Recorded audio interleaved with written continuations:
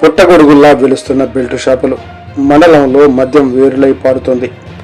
అధికారుల అలసత్వంతో మద్యం mafia గల్లీకో belt shop ఏర్పాటు చేస్తూ అందిన కాడికి దోచుకుంటుంది. నివాస గృహాలు, చిన్న చిన్న కిరాణా షాపుల్లోనూ కావాల్సింది దొరుకుతుంది.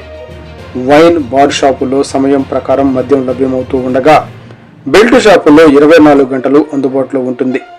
ఎప్పుడంటే అప్పుడు, ఏ బ్రాండ్ అంటే ఆ బ్రాండ్ వైన్ షాపులో మాదిరి ఇళ్లల్లోనే లభ్యమవుతుంది.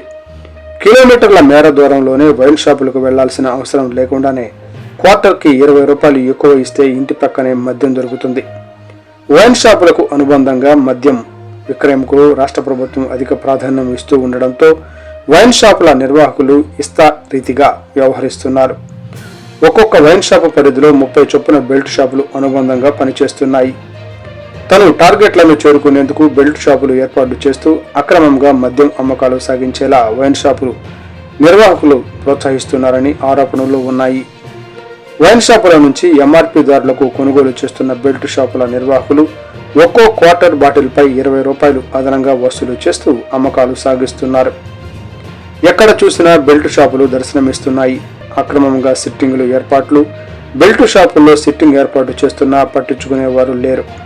ఆహార పదార్థాలు తయారు చేస్తూ మందుబాబులకు అందజేస్తున్నారు. బెల్ట్ షాపుల మధ్య పోటీ పెరగడంతో కస్టమర్లను ఆకర్షించేందుకు ఇళ్లల్లోనే ప్రత్యేక ఏర్పాట్లు చేస్తున్నారు.